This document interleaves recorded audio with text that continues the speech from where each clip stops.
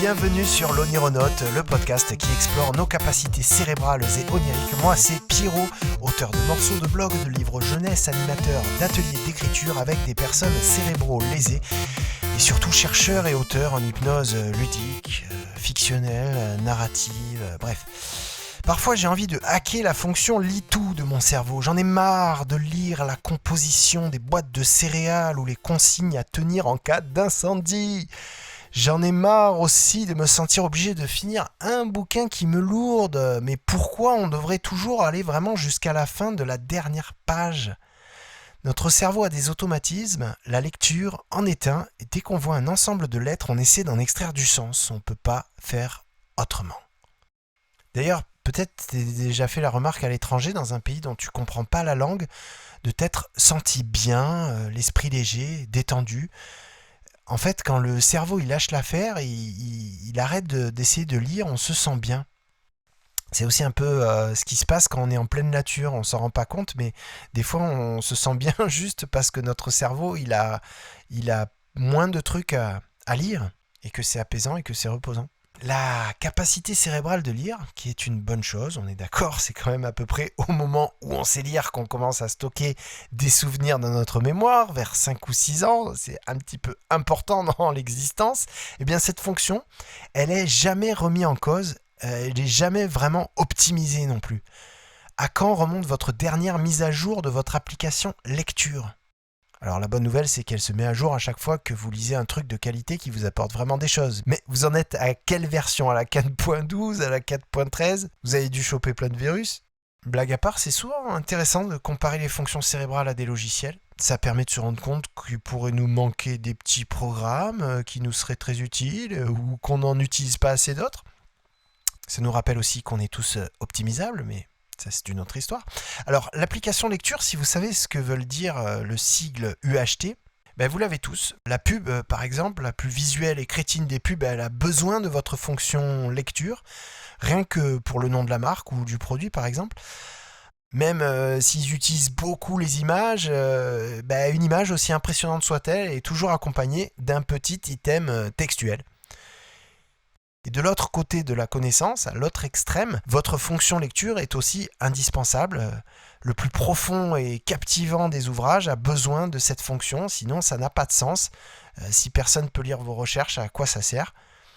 Alors comme je commence un peu à vous connaître, mes onironautes, je sais que vous êtes taquins et taquines et que vous allez me dire « Mais Pierrot, tu fais quoi de l'oralité ?» Oui, en effet, l'oralité, ça existe et en matière de transfert de connaissances, ça marche. Il y a la tradition orale, c'est le fondement de toutes les religions. Il y a la radio, les podcasts, les histoires racontées au coin du feu par votre grand-mère.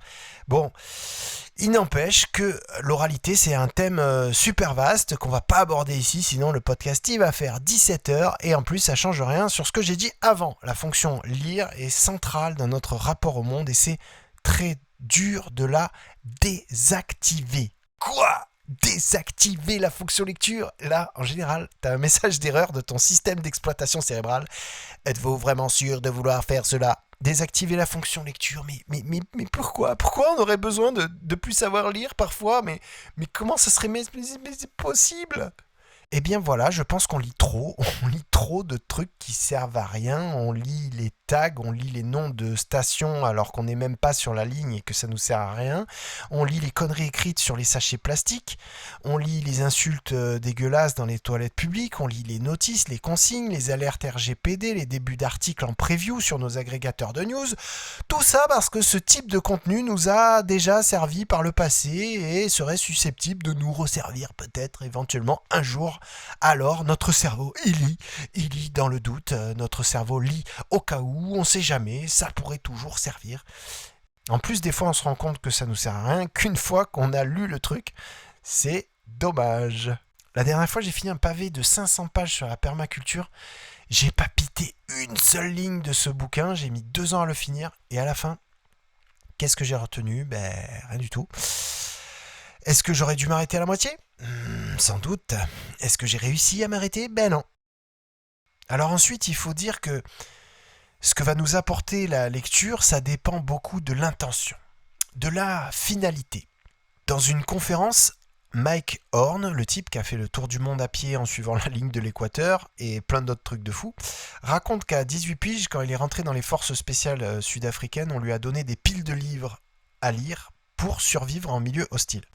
Et lui, rapidement, il s'est dit les serpents qui peuvent me tuer, oui, je vais les identifier, je vais retenir des trucs sur eux et tout ça, je vais apprendre des trucs, mais qu'est-ce que j'en ai à foutre de savoir des choses sur les serpents qui peuvent pas me tuer? Et s'ils peuvent pas me tuer, c'est pas grave. Et donc, il se demandait pourquoi on apprend autant de choses qui nous servent à rien. Et c'est vrai qu'il y a plein de trucs qu'on apprend qui nous servent à rien parce qu'on les a pas mis dans un contexte de finalité, avec un truc au bout, quoi, avec un truc utile, voire vital à la fin. Et attention, là, je ne fais aucune allusion au système éducatif qui pourrait peut-être ne pas fonctionner hyper bien.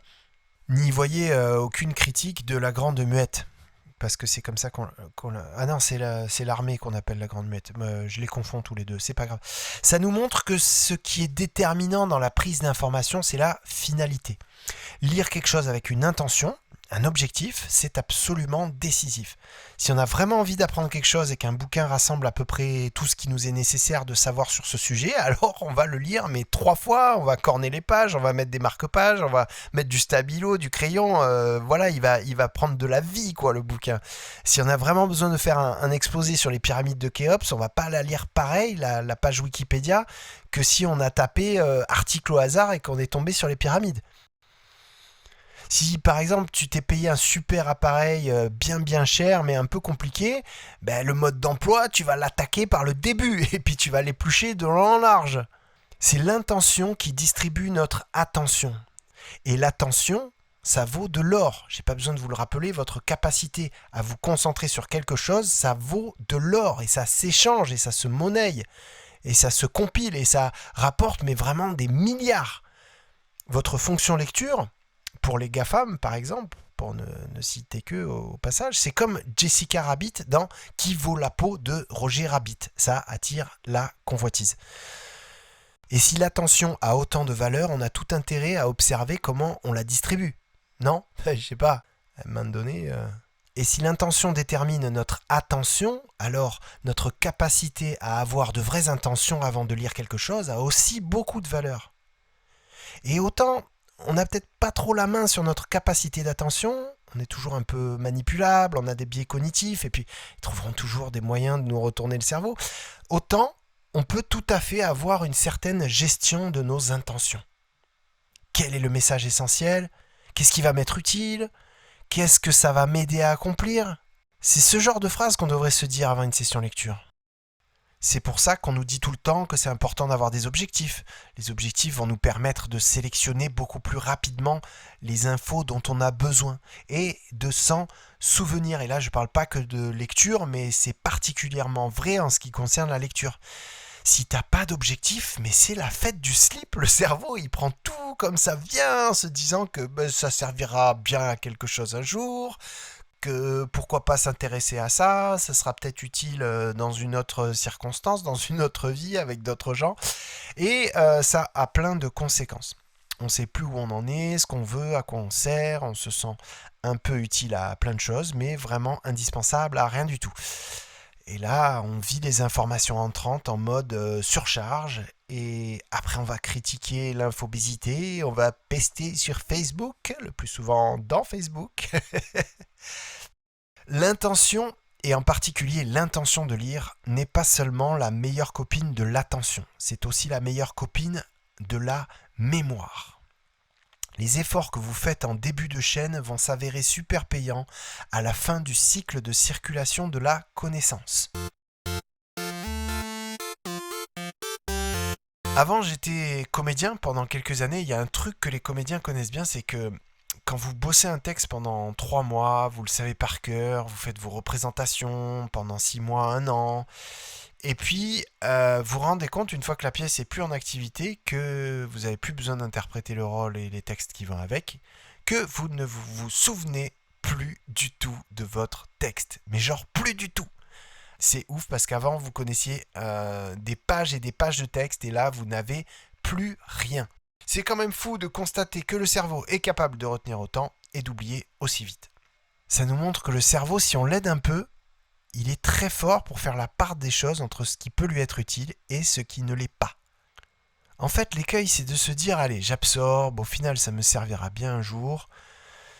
Quand on fait ça, on devient un peu l'esclave de ses propres connaissances. Ça rejoint un peu ce qui a été abordé dans le podcast Ranger ses idées. On a des outils pour organiser nos connaissances, on a des outils pour travailler sur l'état d'esprit favorable à une lecture fertile, on a des outils pour travailler nos intentions de lecture. Servons-nous-en. J'allais dire servons-nous-en, mais servons-nous-en de ces outils. Et si vous faisiez une séance d'auto-hypnose avant chaque session de lecture, oui, carrément, mais ça serait trop puissant. Vous pouvez le faire. Je vous rappelle que l'auto-hypnose, c'est tout à fait accessible, tout le monde peut le faire. Et vous pouvez apprendre 2-3 techniques d'induction qui vous permettent de faire après plein de choses fantastiques. Donc une petite session d'auto-hypnose, pourquoi pas, 1 minute, 2 minutes de mise en condition avant de lire le livre qui vous fait triper en ce moment. Je vous assure que ça peut être super puissant. Après tout, la lecture est aussi un état de conscience modifié. Donc tout ce qu'on peut utiliser en auto-hypnose pour découvrir des choses oniriques, dans le monde de l'imaginaire et tout, on peut un petit peu l'utiliser dans nos sessions lecture. Par exemple, si vous vous faites des petits checks d'imagination, vous prenez 10 secondes à la fin de certaines phrases et vous fermez les yeux, vous essayez de visualiser le truc. Ou d'audialiser, c'est-à-dire de mettre le son d'ambiance qui est décrit dans le bouquin. Si vous lisez un roman, par exemple, ça peut être super puissant de vous faire des petits checks d'immersion comme ça au fil de votre lecture. Si vous mettiez un timer avant de lire, ça, perso, je le fais, mais c'est génial. Quand tu veux faire une session lecture de qualité, tu mets un timer. Moi, je le fais en général 1 heure ou 40 minutes. Et c'est parti, quoi. Je lance le timer, je lis jusqu'à ce que ça sonne, en fait. Le cerveau adore ça. Il adore savoir le temps qu'il va passer sur une tâche. Des fois, c'est un peu un toutou, le cerveau. Si vous lui lancez la balle encore plus loin, il est encore plus content, quoi. Je suis pas sûr de la métaphore du toutou, mais bon. Prenez l'habitude d'ouvrir des portes comme ça, de curiosité avant de lire. Vous n'allez pas lire de la même manière et au fur et à mesure, vous allez changer le lecteur qui est en vous. Vous allez optimiser le récepteur. Et concrètement, ça peut être du x10. La qualité de mémorisation que vous allez avoir ou la résonance que le message va avoir en vous, elle va être x10. Donc il y a plein de jeux, plein de trucs, plein d'expériences à tenter dans le cadre de vos sessions lecture. Après, vous prenez pas la tête, il faut que ça reste un plaisir. C'est avant tout un super moment qu'on s'accorde, la lecture. Mais voilà, pensez à upgrader un peu ce lecteur ou cette lectrice que vous êtes. Perdez pas de vue aussi qu'il y a une manière de lire. Testez des trucs, essayez de lire tôt le matin par exemple, ou à 10h, ou à 16h, ou à 22h. Peut-être qu'on n'absorbe pas les trucs de la même manière suivant l'heure à laquelle on lit, suivant l'endroit dans lequel on lit. Si on lit dans le bus, c'est pas pareil que si on lit au bord d'une falaise. Si on lit dans notre lit, c'est pas pareil que si on lit dans la cuisine. Par exemple, s'il y a du bruit autour, essayez d'augmenter vos capacités de lecture en milieu sonore. Essayez aussi d'oublier les préjugés qu'on peut avoir. C'est pas parce que c'est un article de blog que ça va être bidon. Il y a des articles de blog qui peuvent vous changer la vie. C'est pas parce que l'auteur est prof dans une super école de ouf que son bouquin va être forcément digeste. Parfois, avant de lire, on a des préjugés dans la tête, on a des idées qui nous occupent l'esprit et on aurait tout intérêt parfois à les mettre de côté. Juste des fois un petit coup de balai mental de 7 secondes et demie. Et après, on a une session lecture qui a une x3 en qualité. Enfin, je ne peux pas parler d'optimisation de vos capacités de lecture sans parler de format, livre, magazine, journal, écran d'ordinateur, écran de tablette, liseuse, smartphone. Moi, par exemple, je me suis offert une liseuse il y a 2 ans. Franchement, c'est le meilleur truc que j'ai acheté de toute ma vie et de loin. Ça n'a rien à voir avec un smartphone. Si vous ne connaissez pas juste le principe, c'est que c'est une encre magnétique Donc c'est pas un écran comme un écran d'ordi, de tablette ou de téléphone. C'est la même sensation que quand on regarde une page d'un livre, sauf qu'en plus on peut avoir un très doux éclairage qui peut être très très pratique quand on lit en pleine nuit, qu'il y a quelqu'un à côté, qu'on veut pas déranger avec la lumière en allumant et tout ça. C'est hyper pratique. On peut avoir des milliers de livres dedans, ça se recharge une fois tous les mois ou tous les 2 mois. C'est vraiment de la balle. Et moi, en plus, j'ai un attachement affectif de ouf avec l'objet parce que comme j'ai lu des bouquins qui m'ont vraiment bouleversé et beaucoup apporté dessus, comme Dune de Frank Herbert ou La recherche du temps perdu, les 7 bouquins de Marcel Proust, qui sont un monument de la littérature. C'est une dinguerie. Je pense que je ferai un jour un podcast exprès pour La recherche du temps perdu parce que c'est un truc de fou. Et ben, tous ces livres qui m'ont beaucoup plu, ils sont contenus dans l'objet liseuse et du coup, là, ça multiplie la charge affective que je peux avoir pour ce bidule. Ou sinon, les écrans d'ordinateur, on entend tout le temps, à longueur de temps, ouais, il faut pas lire sur les écrans, c'est fatigant et tout ça, mais des fois, c'est juste une histoire d'intention et d'état d'esprit, parce que quand on lit en étant concentré et intéressé, ben, on va beaucoup moins se fatiguer que quand on lit à l'arrache, parce que quand on parle de fatigue devant les écrans, c'est plutôt dans l'usage qu'on en a, dans la manière qu'on a de lire. Alors, le format magazine aussi... Ben, je ne sais pas si vous avez déjà été abonné à un magazine, mais ça crée un lien, un rapport dans le temps, parce que vous allez recevoir toutes les semaines ou tous les mois votre magazine.